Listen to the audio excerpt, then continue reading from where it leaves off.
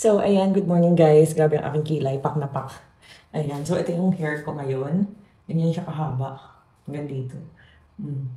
So, last na pinagupitan ko to guys, nung bago kami ikasal, si Inay pa yung nagupit sa akin nito. Yung nanay-nanayin dati ni Nathan. So, ayun. Siya pa yung last na nagupit sa akin. And hanggang ngayon, hindi ko pa to natitrim kahit na split ends, wala. Ayan o.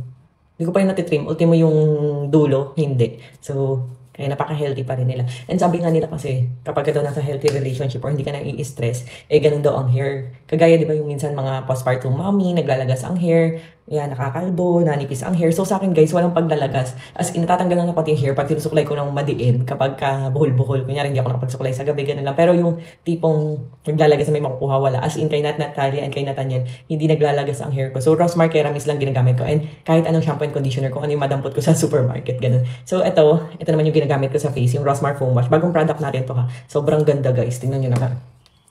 Ito ha, tingnan nyo. Super tipid nito. Kasi maganda to kasi may whitening effect na, age-defy na rin siya. Acne and blemish control. Goodbye pimples, dark spots talaga. And as in, butain naman natin onto.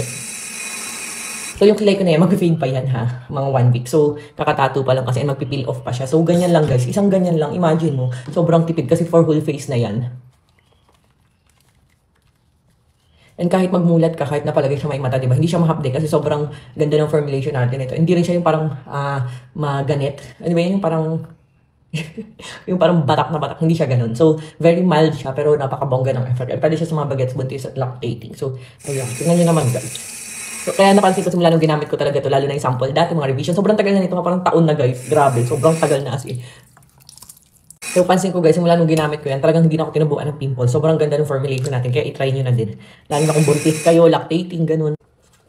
And so, going back sa hair ko, sobrang haba na talaga. And marami talaga nakakapansin, as in, bagsak na bagsak talaga yung hair ko. And, yun nga, marami kasi nagsabi sa akin na kapag ka daw hindi stress sa life, ganun, yun yung isang, kaya pag may nagtatanong sa akin bukod sa Rosmar Kerami, siguro happy lang sa life, di ba, walang stress, ganun, walang isipin, ganun, pagdating sa pamilya, sa ganun. Pero syempre, minsan, sa sobrang dami ba yun, nakaka-stress ng a little bit.